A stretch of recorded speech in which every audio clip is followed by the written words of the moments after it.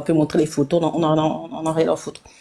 Alors donc, elle était dans l'église de le pasteur, comment il s'appelle, le pasteur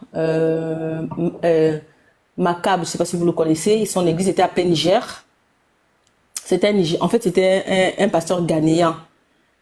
Voilà, il s'appelle Macabre, quelque chose comme ça. Et bien, en tout cas, son pasteur était juste à plein Niger. Quand à la poubelle de plein Niger, il y avait une descente. Il y avait une église là-bas de réveil. C'était un pasteur. Pour ceux qui connaissent, en tout cas, ils vont se retrouver. Bon, peut-être les gens qui étaient au Gabon, elles vont se retrouver. Voilà, donc, elle priait là-bas. Et du coup, elle a fait. Au début, c'était bien, comme vous avez dit, quand vous allez dans les églises, au départ, c'est toujours bien. Tout se passe bien. Et au fur et à mesure que elle priait là-bas, le pasteur l'avait demandé si elle voulait intégrer dans on appelle comment? Intégrer dans un service de l'église. Voilà. Bon, elle dit que bon, elle a dit oui, pourquoi pas, puisqu'au début elle venait comme étant assistante et puis elle fidèle et puis elle retournait donc elle n'était pas intégrée. Bon, elle avait dit oui et puis il avait proposé donc soit si elle chante bien, elle peut être chantre ou bien elle peut être à la sécurité ou elle peut s'occuper des enfants. Bon, elle avait dit, elle aime bien peut-être à l'accueil, voilà. Donc, il dit, tu elle était à Bon, l'accueil. allez-y, soyez un peu précis et concis, hein, s'il vous plaît. Ouais. Et du Soyez coup, précis et concis pour nous permettre de... ouais, et au fur et à mesure que le temps passait, un jour, le pasteur en question lui a dit, il voulait la voir. Et il lui a appelé. Elle s'est rendue chez lui sans arrière-pensée négative. Elle est partie chez le prophète parce qu'il s'est fait appeler un prophète. Et arrivé là-bas, il a commencé à causer avec elle. Il a dit non, écoute, je vois que tu as des blocages, il faut faire un travail sur toi et tout et tout et tout. Et la petite a dit que ok, il n'y a pas de souci, mais qu'est-ce qu'il faut? Il a dit non, en fait, je t'ai préparé comme vous avez dit, un bain, hein, c'était un bain. Alors il avait pris de l'eau, les citrons, des trucs comme ça. Il a dit non, tu fais le bain dans sa douche, chez le pasteur, chez le prophète en question, chez lui. Et c'est comme ça que il lui a mis l'eau à la douche, il a fait les trucs, il avait mis dedans, les trucs comme le citron, l'eau bénite, je sais pas quoi, en tout cas. Il a dit non, le seau est prêt et tout. Elle a laissé le baigner et tout. Quand elle a fini de se baigner, il lui a donné une serviette blanche. Il a dit non, tu dois laisser l'eau sécher sur toi. Après, quand elle a séché, elle a voulu se rhabiller, il a dit non et tout. Franchement, ça c'est une histoire vraie, hein. Et le même prophète lui a dit non, en fait, pour que cet esprit parte et tout, il faut que euh, euh, je monte sur toi. Mais je ne veux, je te fais des rapports, mais après, tu as dit que comment ça, les rapports? Elle a dit non, il a dit non, en fait, c'est un esprit qu'on a mis sur toi. Si tu n'as pas de rapport avec un homme, ça ne peut pas partir.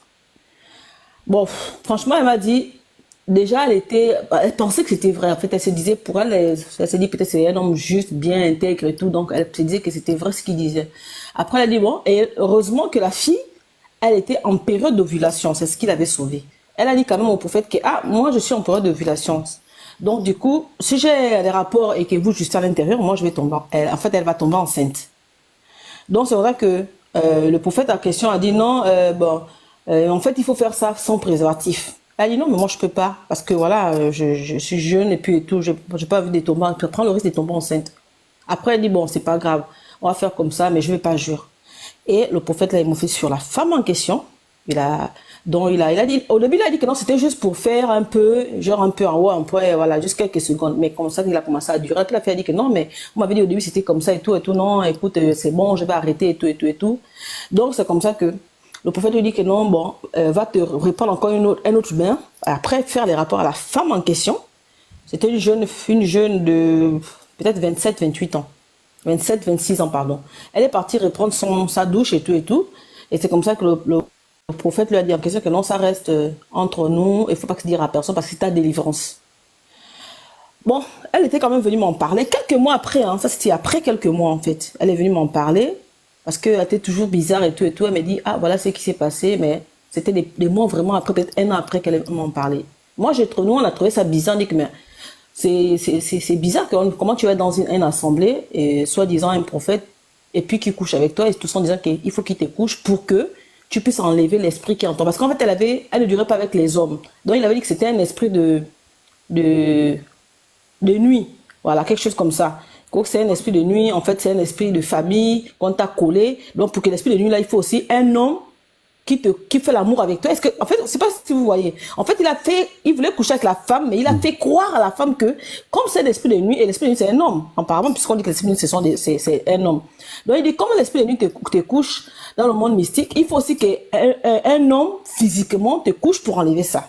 Donc, vous voyez, en fait, je vais dire par là que, il y a des histoires comme ça que, ils sont capables d'introduire dans la tête de la personne, et elle aussi, elle a cru, naïve qu'elle était, elle s'est dit que bon, peut-être que c'est vrai que en sortant avec lui, puisque c'est un esprit un mari de nuit, le mari de nuit c'est un homme, peut-être que c'est aussi vrai que physiquement, il faut aussi que un homme physique aussi, un prophète lui monte sur lui pour pouvoir enlever ça. Donc voilà ce qu'elle a vécu, et au fur et après que, quand elle a fait savoir ça à certaines personnes qui l'ont complètement, et elle a découvert qu'en fait le prophète était faux. Qu'il n'était pas vrai parce qu'après même mais quand même il est parti encore s'installer à Port-Gentil, il a ouvert une autre assemblée qui est à Port-Gentil.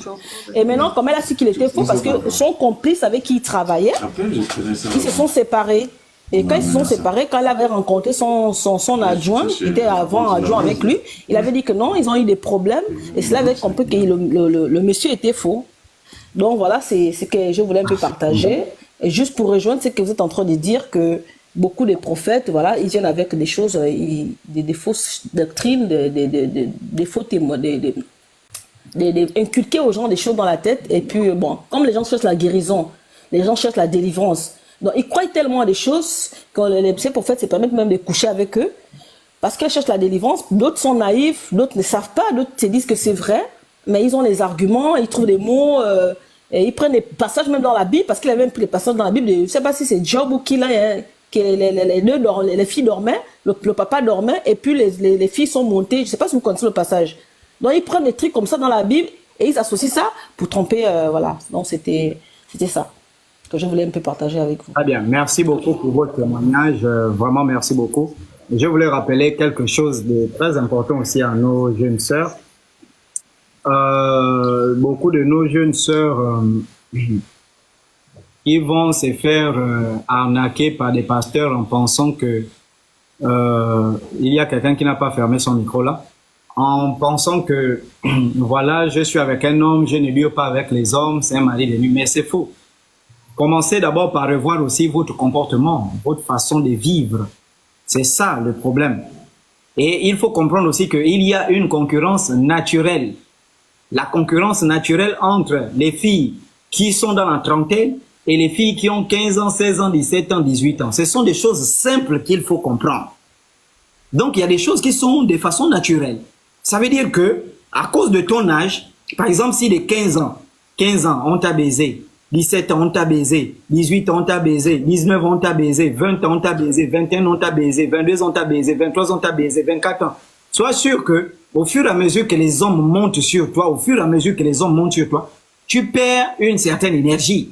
Et quand tu perds cette énergie-là, à 30 ans, c'est normal que lorsque les hommes, parce que moi, on m'a appris au village, l'homme, il recherche, l'homme, c'est qui maintient un homme sur une femme, c'est à côté, hein, sur le plan sexuel, c'est la chaleur. La femme dégage une chaleur. Voilà. Et donc, c'est cette chaleur-là qui maintient l'homme par rapport à ça. Et donc, lorsque un homme monte sur une femme et la femme est froide, il faut comprendre que cet homme-là, voilà, ne va pas durer sur cette femme. Parce que lorsque la femme est froide, ça c'est que moi on m'a enseigné au village. Lorsque la femme est froide, l'homme ne va pas durer. Donc à côté du comportement, qu'il faut miser sur le comportement, il faut aussi préserver sa chaleur féminine. La femme dégage une chaleur. Or lorsque un homme monte sur toi, il part, un autre monte, il part, un autre monte, il part, un autre monte, 30, 40 hommes sont passés sur toi, tu vas perdre cette chaleur-là, que tu le veuilles ou non. C'est fait qu'un homme va monter, bon, il ne sent pas cette chaleur parce que c'est un partage des énergies. Lorsque vous montez, vous vous attrapez, vous vous enlacez, vous partagez des énergies.